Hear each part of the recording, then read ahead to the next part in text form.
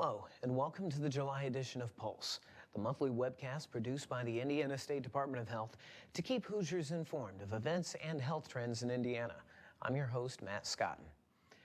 Today, our guest is Katie Hokanson, Director of Trauma and Injury Prevention, and we'll be talking about keeping children and the elderly safe from summer heat.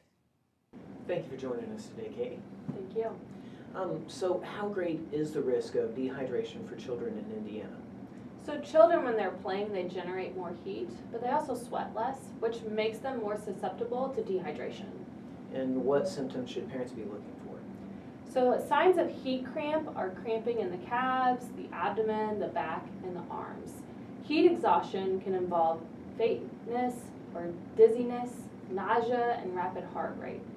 A person with heat stroke may collapse, exhibit emotional instability, and have a very high body temperature.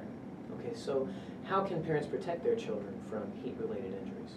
One of the best things you can do is when your child goes to play outside is to also provide them a water bottle and make sure that you're encouraging them to drink fluids, water, before, during, and after play. Okay.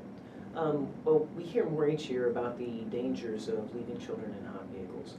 How hot does it have to be before this is actually dangerous? Heat stroke can occur in temperatures as low as 57 degrees. What happens is a child's body temperature can rise 3 to 5 times faster than adults. A core temperature of 107 degrees is lethal. On an 80-degree day, temperatures inside a vehicle can reach deadly levels in just 10 minutes. Pets are also at risk. Yeah, absolutely. What can parents do to prevent tragedies like that? Always make sure to check your vehicle before you leave it to make sure you haven't forgotten a child inside. Also make sure that you're locking the doors and the trunk once you've exited the vehicle with the child, and to make sure to keep those keys out of reach of a child. Many incidents occur when a child is playing in a car that accidentally then causes them to get locked inside. If a child's missing, make sure that you're checking the vehicle and the trunk, and make sure that you're also encouraging children to never play inside vehicles. Vehicles are not play areas. What's the best heat safety advice you can give to elderly Hoosiers or those who care for them? Number one tip, try to stay in air-conditioned buildings as much as possible. If you don't have access to an air-conditioned building, check with your local shelters and local health departments to see if there is an air-conditioned shelter nearby.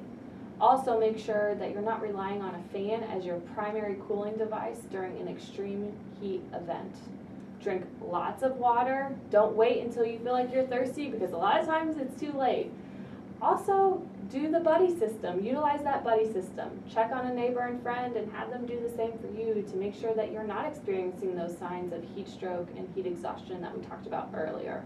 Don't use the stove or oven to cook. It's going to increase the temperature of your home. Wear cool, loose clothing that's light colored. That helps as well. You can always take a cool shower to reduce your body temperature. Great. Well, thank you for your time today, Katie. Thank you.